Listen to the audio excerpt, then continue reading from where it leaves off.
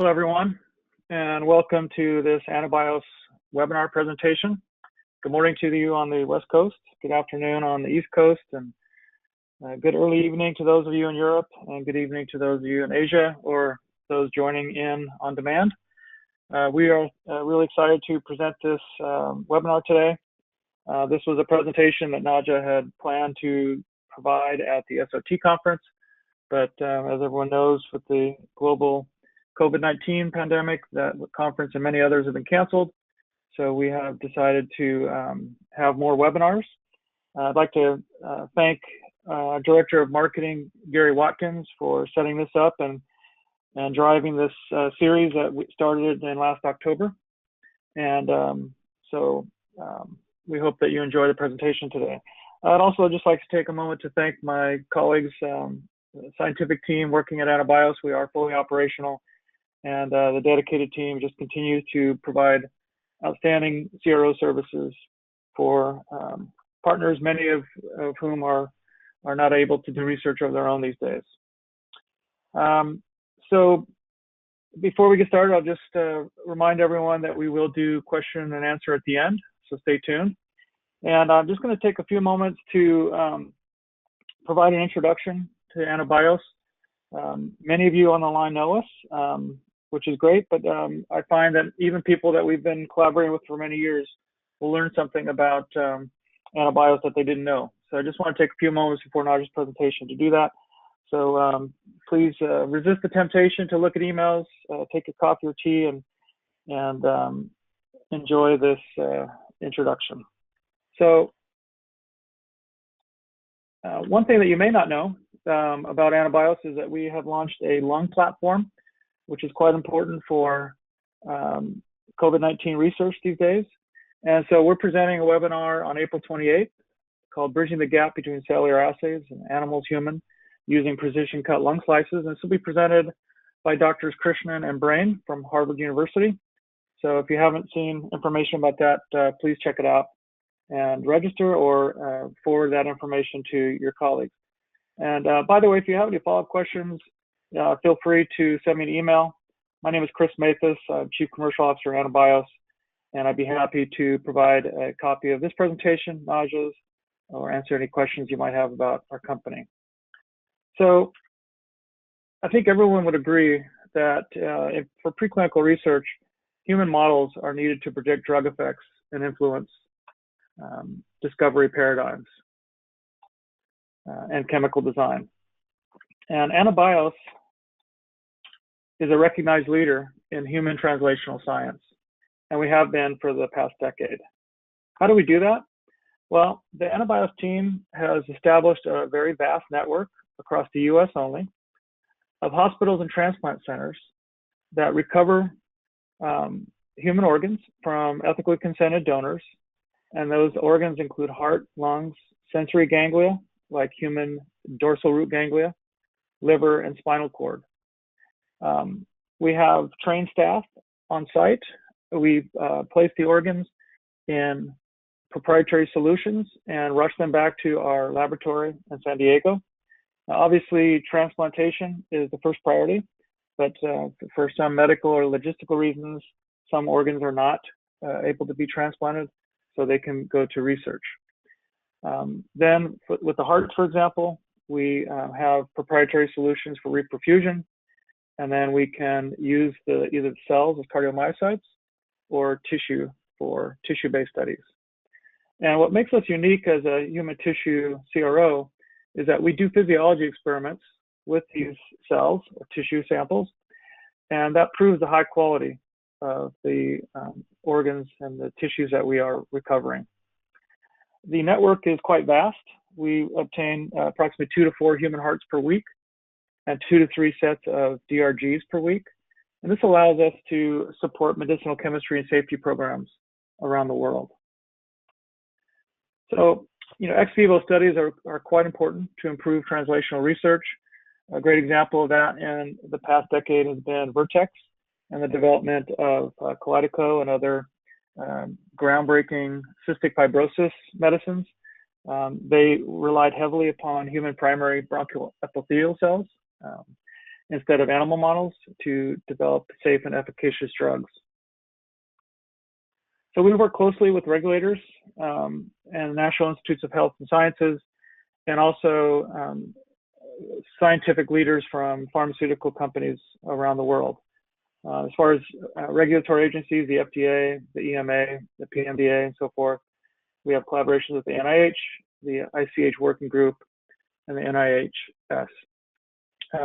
We've published several papers with collaborators, including folks from Amgen, Yusheng Q, and Hugo Vargas, who I believe are on the call today, and other pharmaceutical companies where we've extensively validated our human tissue-based platform.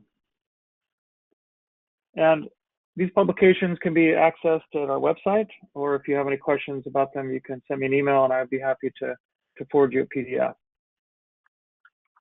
So Najah is going to take a deep dive into a recent program that we've developed in AnaBios on late sodium current and human cardiac myocytes.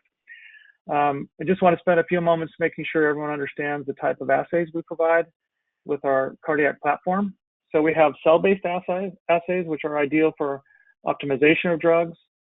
This includes arrhythmia and inotropy, where we look at ventricular atrial myocyte contractility.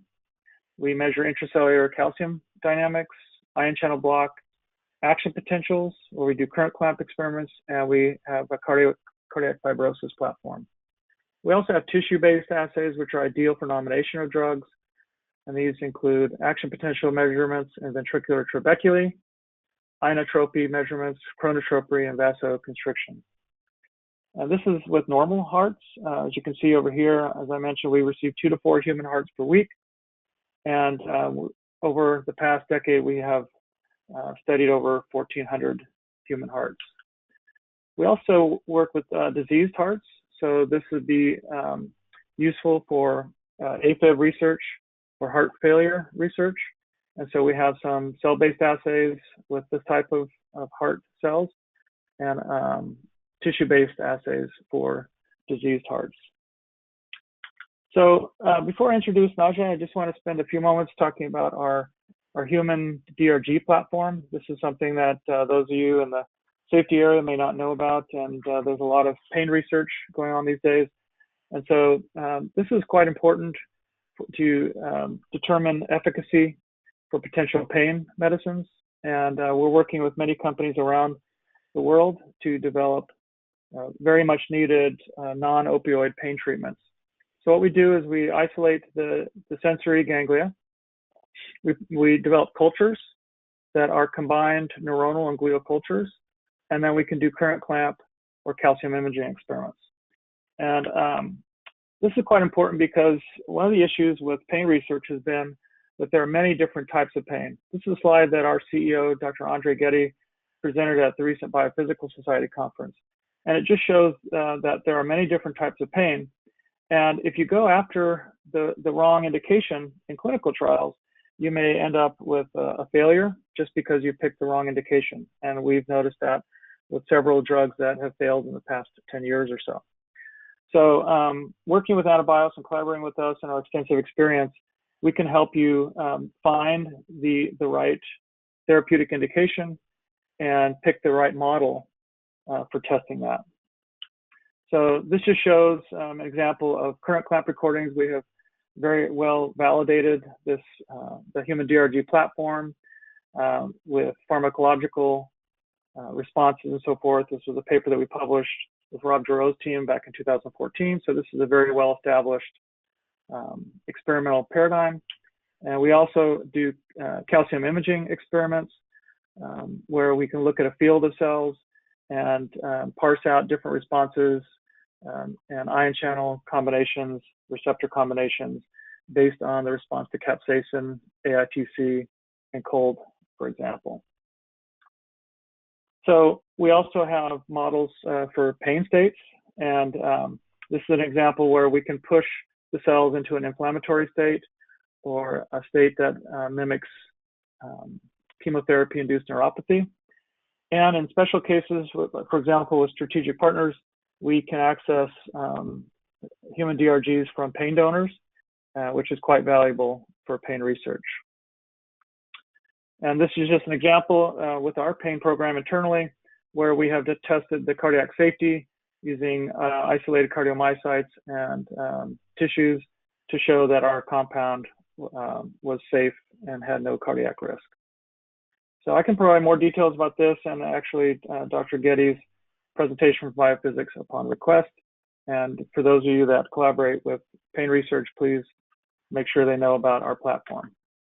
And Najah will be talking about the human cardiomyocytes and how this fits into the preclinical drug discovery paradigm. And what we argue is that our platform can be used to determine cardiac risk at the early stage of lead identification. If there is no risk, you can go on to lead optimization. If there is, you can dial out undesired ion channel effects and then go back to testing with our cardiomyocytes.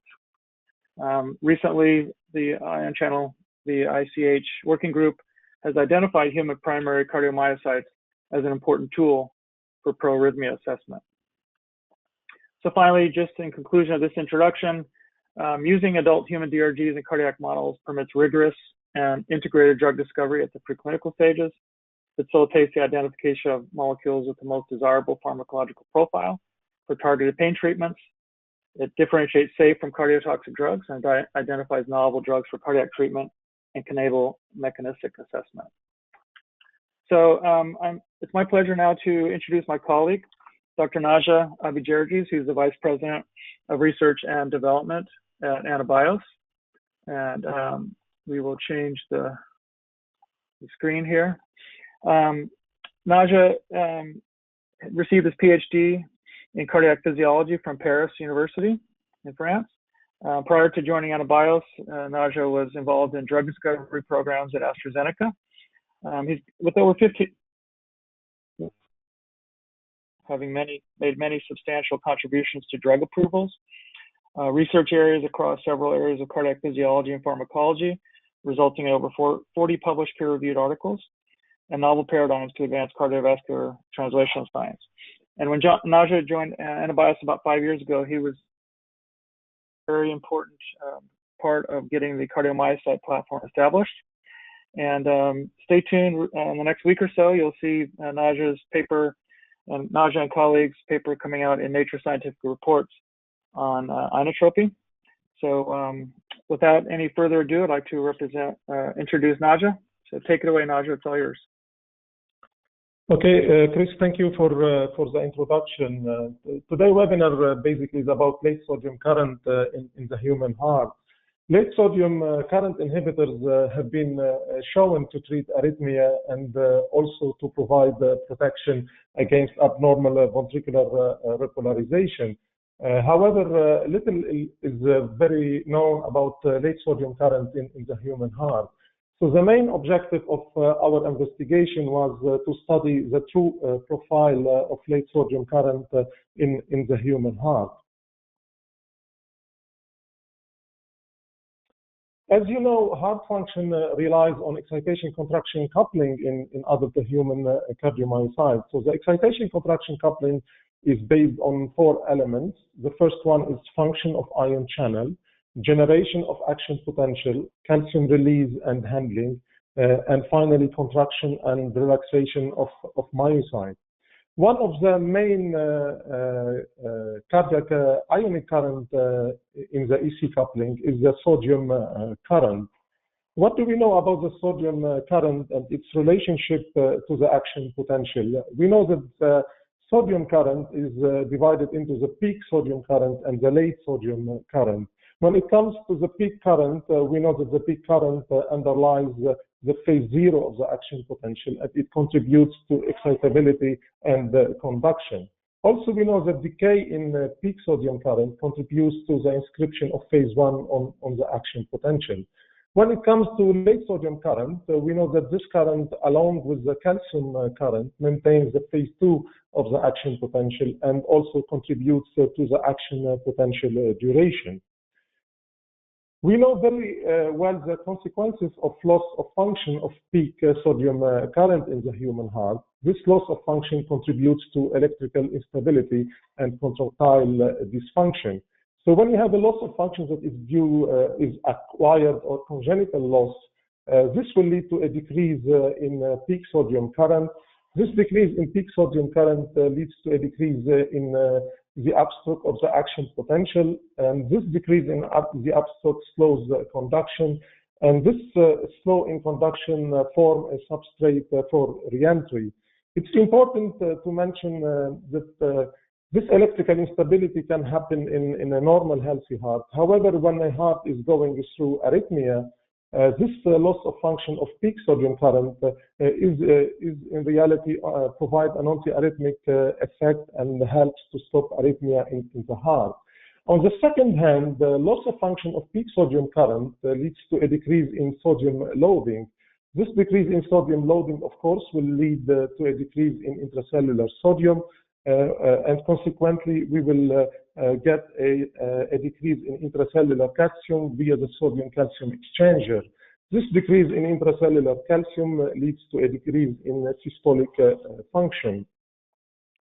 What do we know about late sodium current? We know that this current has pathological significance, especially when it goes through gain of function. We know that it plays an important role in long QT syndrome type 3, long QT syndrome type 2, in atrial fibrillation, in heart failure, in oxidative stress, and in hypoxia.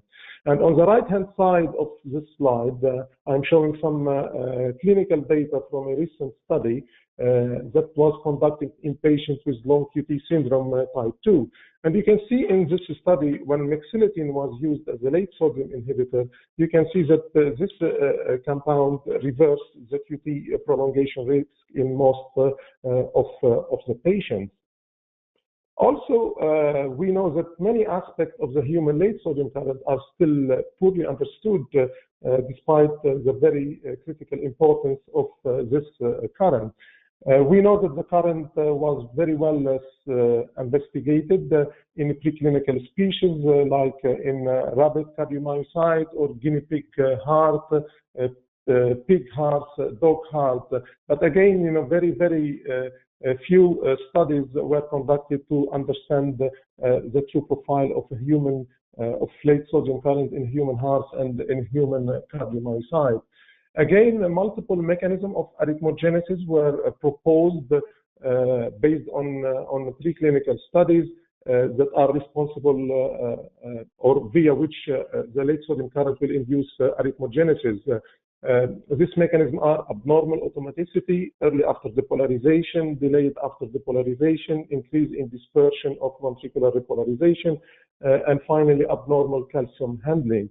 And again, very few data explain the mechanism of arrhythmogenesis of late sodium current when it comes to the human heart. The question is, do you need all this mechanism to trigger arrhythmia in the human heart, or do you need one mechanism, or do you need two mechanisms, for example?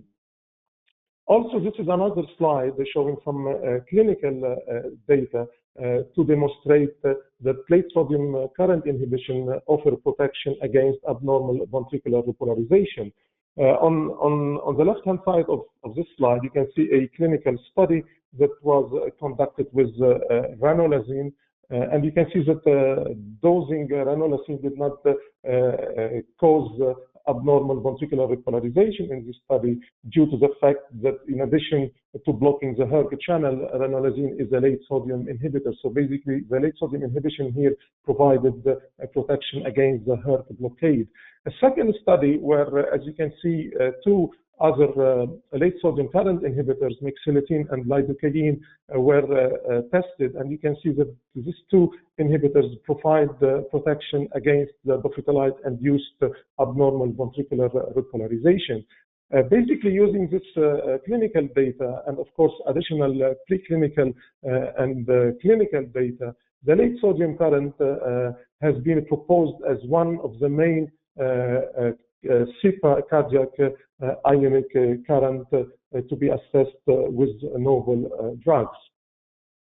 And again, this slide is to reconfirm the message that we know little about late sodium current in the human heart. So The objective of our investigation here was to study the true profile of human late sodium current.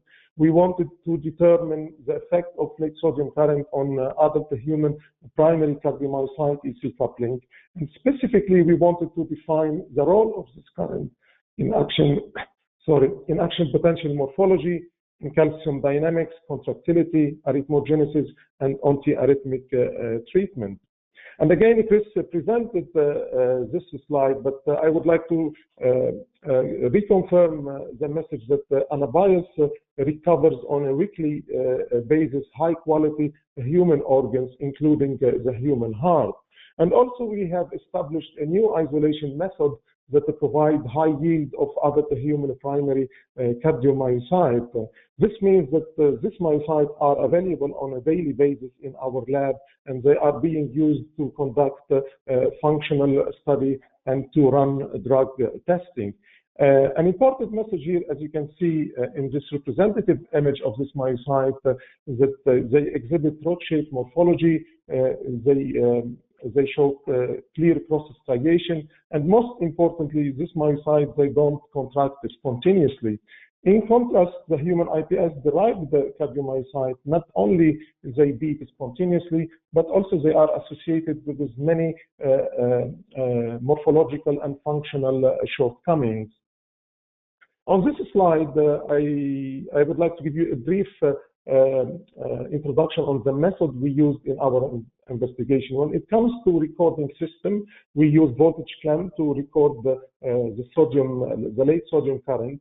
We did use current clamp to record action potential. We did use a fluorescence imaging to record the calcium transient. And finally, we did use bright field imaging to record the contractility. When it comes to the reference drugs we used in this study, we used ranolazine and the GS967 as late sodium current inhibitors. We know that the GS967 has been proposed as a very selective inhibitor of the late sodium current when it's used at concentration between 100 and 300 nanomole.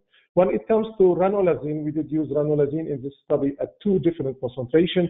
The first concentration is 10 micromole, where we have selectivity against the late sodium current. And also we did use 60 micromole, where in addition to blocking the late sodium current, ranolazine shows ability to block outward and inward currents.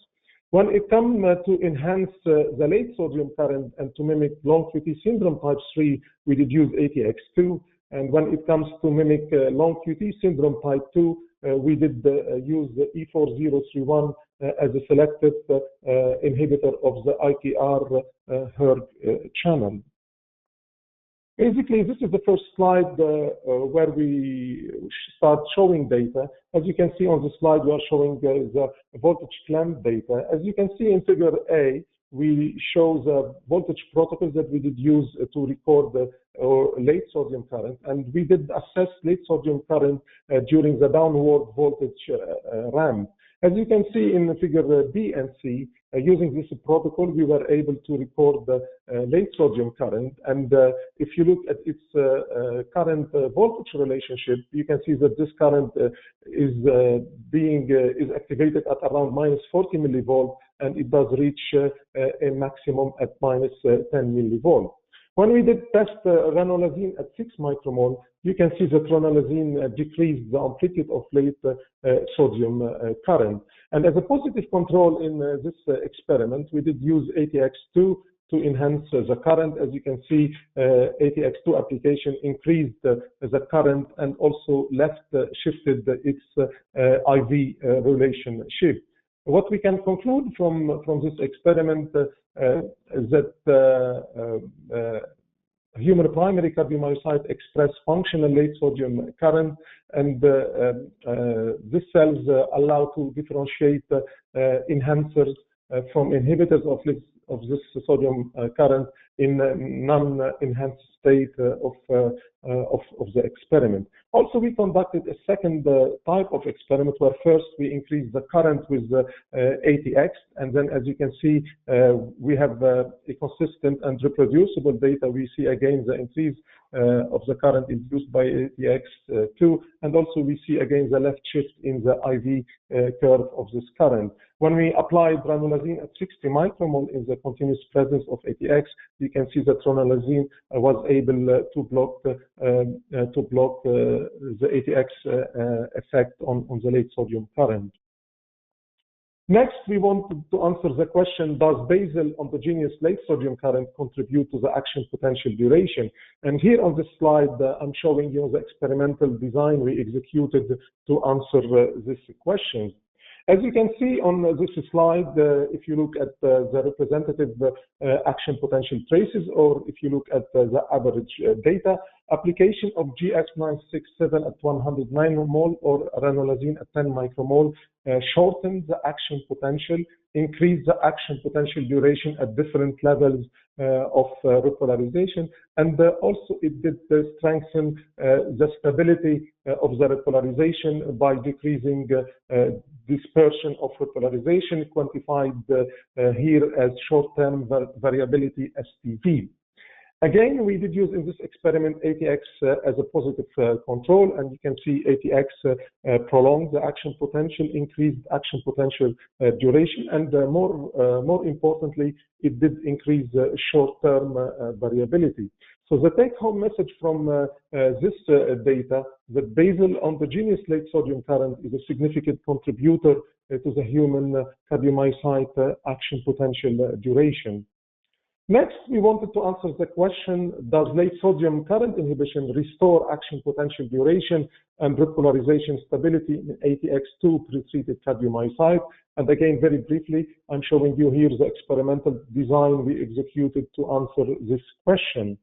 This slide shows you the data we obtained when we used ATX2 to mimic long QT syndrome type 3. As you can see on the representative traces and the average data, application of ATX2 at 10 nanomole prolonged the action potential, increased the action potential duration, and again caused an increase in short-term variability.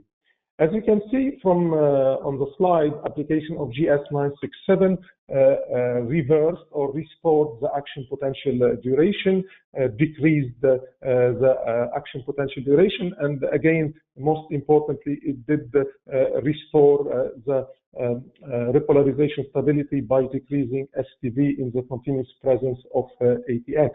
So again, the take-home message from this action potential data that inhibition of late sodium current restores the action potential duration and repolarization stability in condition mimicking long QT syndrome type 3. On next slide, we repeated the same experiment, but here we did use a higher concentration of ATX at 60 nanomole to ensure that we maximally activate and increase the sodium current. And again, as you can see in representative traces and the average data, that application of ATX at 60 nanomole again prolonged the action potential, increased the action potential duration, and increased also STV. And again, if we apply GS967 at 100 nanomole or ranolazine at 10 micromole, you see that late sodium inhibition restores the action potential duration, decrease the action potential duration, and again, importantly, it did decrease short-term variability to restore stability.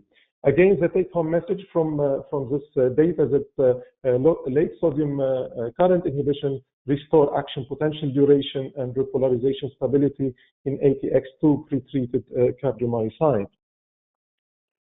In this experiment here, what we did replace ATX2 with E4031, again to mimic long QT syndrome type 2.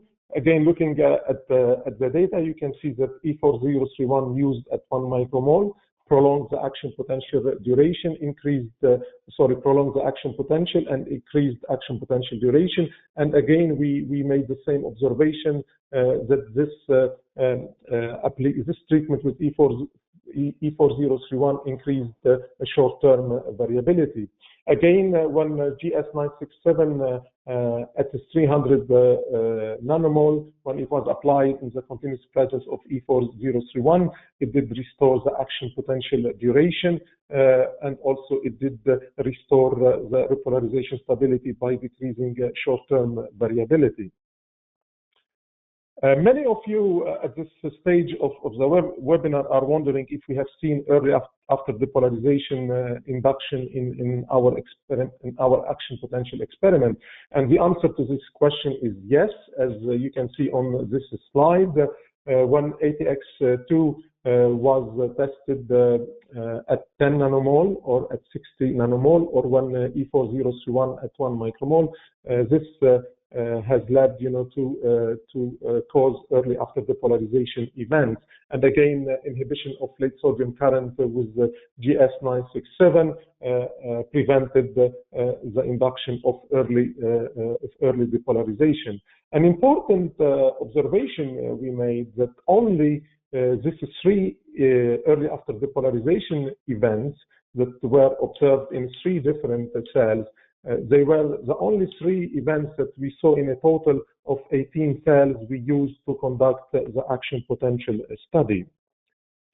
This slide gives you the take-home message from the action potential data that basal late sodium current is a significant contributor to the action potential duration, and that action potential prolongation and increase in dispersion are the 2 main mechanisms of arrhythmogenesis in conditions mimicking long QT syndrome type 3 and type 2. And finally, that the late sodium inhibition restores action potential duration and repolarization stability. Next, we wanted to answer the question, does action potential long QT syndrome type 3 arrhythmogenesis translate to abnormal calcium handling? First, we did some basic experiments to confirm that basal calcium signal is stable for the time we needed to execute our experimental design, and also that the baseline calcium signal is not affected by GS967 on its own. Again, this is briefly the experimental design we used to answer this question.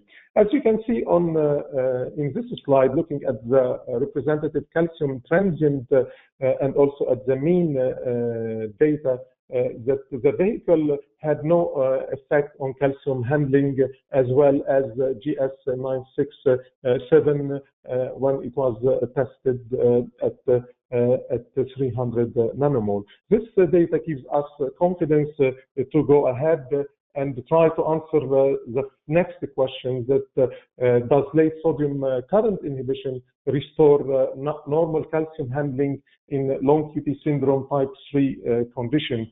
Again, I'm showing you here very quickly the experimental design we used to answer this question. As you can see on this slide, looking at the representative calcium transient from 3 different myocytes, that application of ATX2 at 30 nanomole caused ED-like events, also caused calcium release failure, and also caused a significant increase in the duration of the calcium transient. And you can see again, when we applied the GS967 at 300 nanomole or ranolazine at 10 micromole or at 60 micromole, that inhibition of late sodium current restored the normal calcium handling and prevented the triggered arrhythmia in this experiment. This slide shows you the average data in this 3 set of experiment. Again, you can notice that the application of ATX2 induced a high level of incidence of triggered arrhythmia. And again, late sodium inhibition with 967 or ranolazine at 10 micromole and 60 micromole prevented most of this triggered arrhythmia caused by ATX2.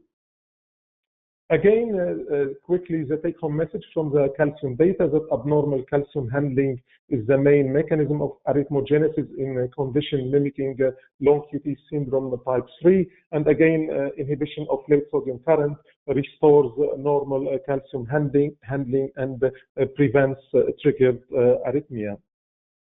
Next, we wanted to answer the question, do action potential and calcium long QT syndrome type 3 and long QT syndrome type 2 arrhythmogenesis translate to abnormal contractile function? And the first experiment we did, we wanted to answer the question, does ATX2 cause contractile dysfunction in a human primary cardiomyocyte? And again, here we show you the experimental design we used, and you can see that we tested the ATX2 at 4 ascending concentration going from 1 nanomole to 60 nanomole. As you can see on this slide, looking at the representative contractility transient and the average data, that application of ATX2 increased contractility in a concentration-dependent manner. And in addition to the positive inotropic effect of ATX2, ATX2 also caused after contraction and contraction failure in a concentration-dependent manner. As a reminder, we have published that after contraction and contraction failure are pro-arrhythmic events that can be used in a contractility data to predict the pro-arrhythmic potential of drugs. So again, the take-home message from this data that ATX2 mimicking long QT syndrome type 3 causes positive inotropic effect and triggers arrhythmia in a human primary cardiomyocyte. Next, we wanted to answer the question, does late sodium inhibition restore normal contractile function in a long QT syndrome type 3 and type 2 condition? Again, here we are showing you quickly the experimental design. As you can see on this slide, first, before answering the question or getting the data to answer the question, we did some basic experiment to confirm that the GS967 on its own had no ability to modulate contractility at baseline, and also is not associated with any pro-arrhythmic risk. As you can see, it had no ability to induce after contraction or contraction failure. Again, if you look at the representative contractility transient and the average data, and again, you can see in this set of experiments, ATX2 increased contractility and also induced a high percentage of after contraction and contraction failure in this experiment. Again, application of GS967 to inhibit late sodium current reversed the positive inotropic effect of ATX2 and also blocked completely the incidence of contraction failure and reversed 50% of the contraction, the after contraction events. Again, the take-home message from this experiment that late sodium current inhibition restores normal contractility and prevents arrhythmia in ATX2 pretreated cardiomyocyte.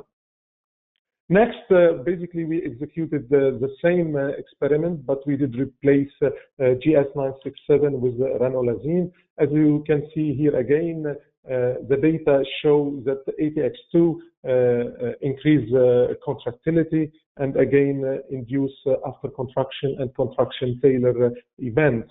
Again, application of ranolazine at 10 micromole to block late sodium current reversed the positive inotropic effect of ATX2, blocked completely the incidence of contraction failure and reversed by around 50% the after contraction events.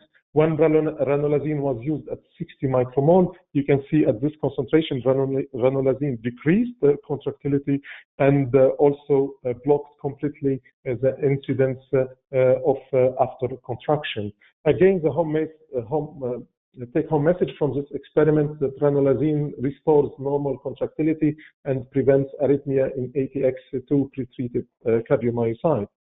Next slide shows you the data when we did replace ATX2 with E4031 to mimic long QT syndrome type 2. Again, the data shows that E4031 used at 1 micromole caused a mild increase in contractility, and also it did cause incidence of after contraction in 50% of the cells we tested. Again, inhibition of late sodium current with the GS967 reversed the positive inotropic effect of E4031 and also blocked completely the incidence of after contraction. Again, this data, we can conclude from this data that late sodium current inhibition restores normal contractility and prevents triggered arrhythmia in condition mimicking long QT syndrome type 2. And this is the final or the main take-home message from the contractility data, that after contraction and contraction failure are the main mechanism of arrhythmogenesis in condition mimicking long QT syndrome type 3 and 2. And finally, late sodium inhibition restores normal contractility and prevents triggered arrhythmia. If we take together all the data from this current study, this helps us to clarify the role of a human late sodium current in ventricular arrhythmogenesis. Again, gain of function of late sodium current will lead to an increase in late sodium current. This increase in late sodium current prolongs the action potential, and action potential prolongation will lead to an increase in dispersion, and this increase in dispersion will lead to increase of refractoriness and unidirectional block, and this will form substrate for reentry, and you have a high chance for arrhythmia to be initiated. On the second hand, increase in late sodium current, of course, will lead to increase in sodium loading and in intracellular sodium. The increase in intracellular sodium will lead to an increase in intracellular calcium, again via the sodium calcium exchanger mainly. This increase in intracellular calcium leads to abnormal calcium handling, and this increase in abnormal calcium handling will lead to a diastolic dysfunction that has a high potential to initiate arrhythmogenesis. Again, our data demonstrate that late sodium channel inhibition or current inhibition provides antiarrhythmic therapy in condition mimicking long QT syndrome type 3, and also provide antitorsatogenic effect in condition mimicking long QT syndrome type 2. And this is the second main message from our study, that we propose that adult human primary cardiomyocyte model can be used as the new opportunity of choice for cardiac translational science. Also, we, as Chris showed in his introduction, we have published data showing that adult human primary cardiomyocyte contractility model is highly predictive to predict outcome of novel drugs. As you can see here, I'm showing you two validation studies. The first one we did publish in Frontiers in Physiology, where we showed that the human primary cardiocyte model is very predictive or very reliable to predict drug-induced inotropic and proarrhythmia risk. And in this study, we did test 33 reference clinical drugs. In a second study that it's now in press in Nature Scientific Report, we did use 26 reference inotropic drugs to demonstrate that the adult human primary cardiomyocyte model can be used to mechanistically profile inotropic drugs. In addition to this high predictivity, we have an exciting news to share from AnaBios, that we developed a novel technology, the myoblazer, that allows to assess the drug effect on multiple myocytes at the same time. So basically, this will give us the ability to run drug testing in very efficient manner. So if you take the current, the data from the current, from the late sodium current study, and if you take the high predictivity and you take into consideration the myoblazer platform, And also the very unique characteristic of the adult human cardiomyocytes that they express all human cardiac targets. If you take all this together, we strongly believe that the adult human primary cardiomyocyte contractility model can be used as a first pass to support early drug discovery projects. And this slide gives you an idea on how this model can be used to assess the cardiac safety of novel drugs. What we propose here is when you have novel drugs, go first and test them in the human primary cardiomyocyte contractility model.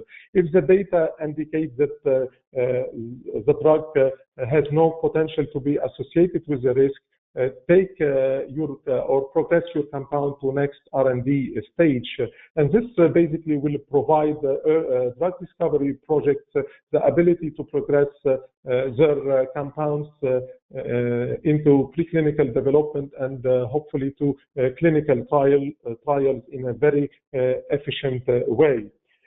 Again, if the data indicates that your compound is to be associated with potential cardiac risk, use follow-up screens in conjunction with the cardiomyocyte contractility model to make sure that when you design a novel compound, that they come with better quality and better cardiac safety. To wrap up this webinar, we believe that adult human primary cardiomyocyte can be used as an early drug discovery tool.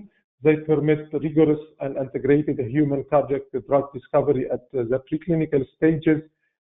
Also, they can be used as a model of choice to study arrhythmogenesis and cardiotoxicity, and they will provide the critical data to develop antiarrhythmic drugs as well as safe non-cardiac drugs. And again, these cells can be used, or they can enable mechanistic assessment, and we demonstrated this in our late sodium current study. As you have seen, we use them, to generate voltage clamp data, action potential data, and calcium dynamic data. And finally, this adult human primary cardiomyocyte are very predictive of clinical outcomes. I would like to thank you very much for your attention, and I am happy to take any question you may have. Thank you, Najah, for presenting this groundbreaking research. Late sodium current is such an important current in cardiac myocytes, and up until now, there's just been very little research on this. So thanks for providing this webinar. So we are able to take questions now. You have a choice of either writing your question in and we will answer it, or you can raise your hand. We'll start with the written questions, and we have quite a few, but I'll give everyone a chance to either raise their hand or ask the questions. I'll start with a question, Najah. On slide 12, when you're showing the voltage clamp data, that protocol that you showed, the voltage protocol, is that the same as the one used for the CEPA recommended by the ion channel group with the CEPA paradigm? Yeah, this is correct, Chris. This is basically the CEPA voltage protocol that was recommended to study late sodium current. Okay. So here's a question that came from one of the attendees. What is the quality control measures that you perform on the isolated cardiomyocytes to determine the quality of the isolated cardiomyocytes? As you know, the cell isolation process is affecting the quality of the cells, and there is a large variability of the quality of the cells yielded after isolation. Yeah, basically we have multiple levels of criteria. The quality criteria start when we recover the heart. We have a criteria in terms of, for example, in terms of ejection fraction. And also we have criteria when we receive the heart in the lab.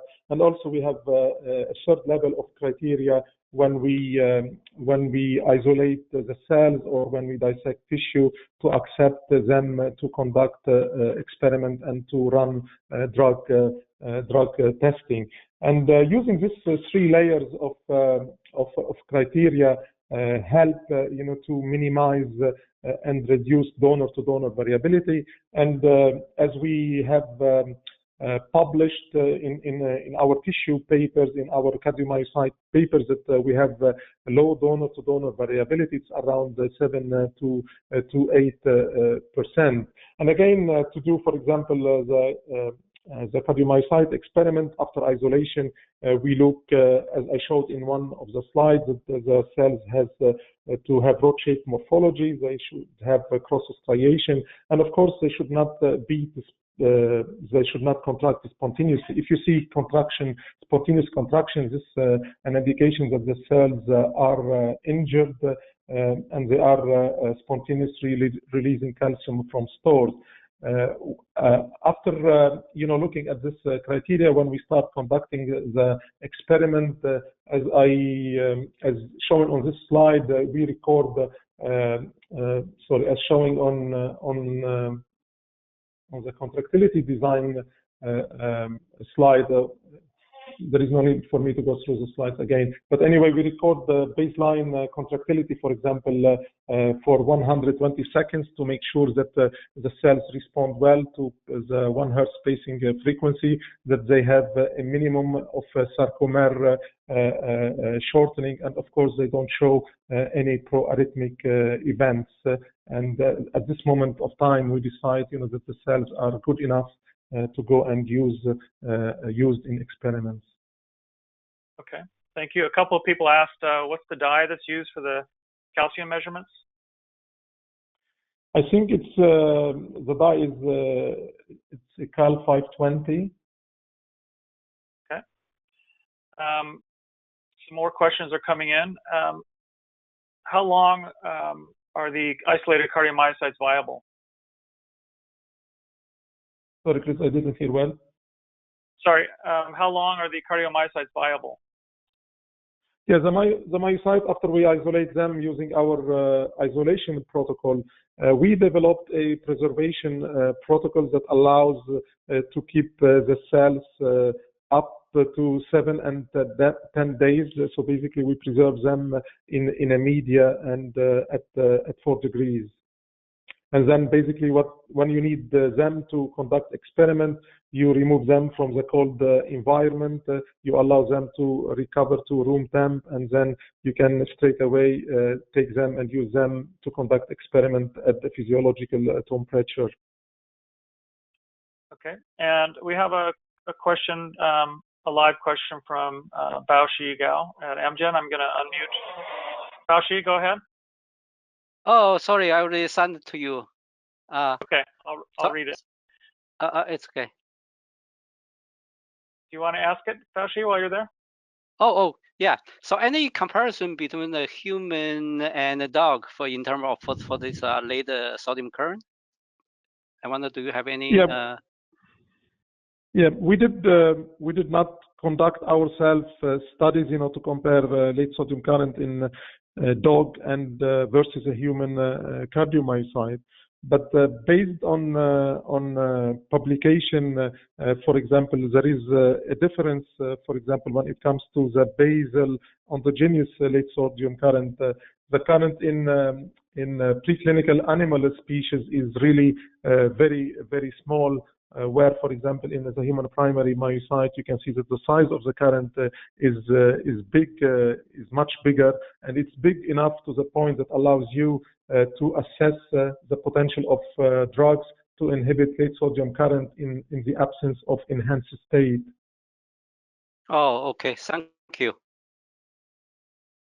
Another question: besides ATX, do you have you used other tools to induce calcium handling? Not in the study that we conducted, to investigate late sodium current. Of course, there is additional tools that can be used to perturbate calcium handling or perturbate contractile function. But in this study, we did use only ATX2. But this doesn't stop us or stop us from collaborating with anyone else, to use other tools to enhance or inhibit late sodium current. Okay, we have quite a few questions still coming in. Thanks, everyone. Here's another one. Can you expand on the off-target ion channel profile of the drug? I presume GS967? Yeah, GS967 has been developed as the second generation of ranolazine. It was basically developed at Gilead, and there was a few publications with GS967 that showed that this drug at 100 between 100 and 300 nanomole is very selective for late sodium current. And of course, our data confirm the selectivity of these drugs. And I also know that there was additional derivatives of GS967 that have been also developed. Okay. I mean, I'm happy Another to question. share the paper I have on 967 if anyone would like to have them. Oh, okay. Did GS967 by itself shorten AP duration but not affect calcium dynamics and contractility? And if so, what are your thoughts here? Yeah, basically this is a good question, and this is a question that I'm still trying to find an answer to this question. You know, we saw a decrease in action potential duration. However, we did not see any significant effect of GS967 on calcium handling and contractility. So maybe it would be interesting to do a follow-up experiments where we can test a wider range of this compound to try to clarify these observations. Yeah. Okay. Did you conduct dose response curve experiments with ranolazine on late sodium current to determine the IC50 value and compare it to other species? No, we did not. We did not do a dose response curve on late sodium current when it comes to ranolazine. We relied on the many publications with ranolazine, but there is nothing stopping us from getting this curve. Yep. And here's a real foundational question: do you have any idea which isoforms of the sodium channels are contributing to the late sodium current in the human cardiomyocytes? Yeah, this is a very good question and very interesting question. You know, the debate is still on. You know, on do you have one sodium channel that basically, in a simple terms, provide the peak and late sodium current, or do you have two separate channels that they are behind this two sodium current? You know, it's still a lot of debate on this, and I do remember seeing recently papers where people tried to see if NaV1.8 is expressed in the human cardiomyocyte, where the data indicates that NaV1.8 is not expressed in the human heart. So it's still a very open question, and of course a very important question, you know, for research. Okay, we have time for a few more questions, and if we don't get to all the questions, we will try to get back to them by email as soon as we can. Let me ask you the next one. Does E4031 have any effect on late sodium current?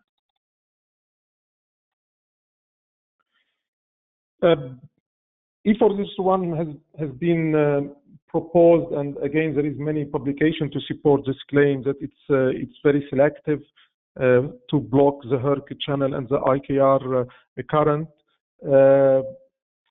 We did not test it, but it's a good idea to get this data. Yeah, and the same person asked a question that I can answer. Does the heart tissue come from elderly or individuals with pre-existing diseases? Does this compromise the electrophysiological properties? So no, I mean, we procure human hearts from consented donors between the ages of typically from 18 to 65. These are healthy individuals. As I mentioned in my introduction, we can recover human hearts from donors that had AFib or heart failure, but all of the experiments and the studies that Najah presented were from healthy donors. Is that correct, yeah, Najah? Yeah. Just to confirm. Yeah, this is correct, Chris. All this data come from my side that were isolated from normal donor hearts. But again, now we have a good foundation and we understand better the role of late sodium current in normal cardiomyocyte.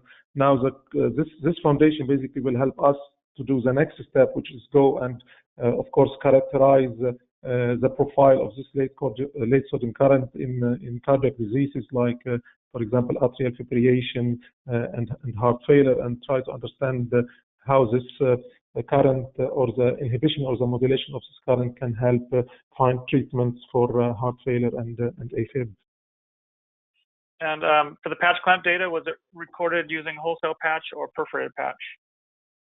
We used whole cell patch clamp at 36, 37 degrees. Okay. So we are at the top of the hour. Najah, thank you again for the excellent presentation. Thanks for all the great questions, and I'm sorry we didn't get to them, but we will answer them by email.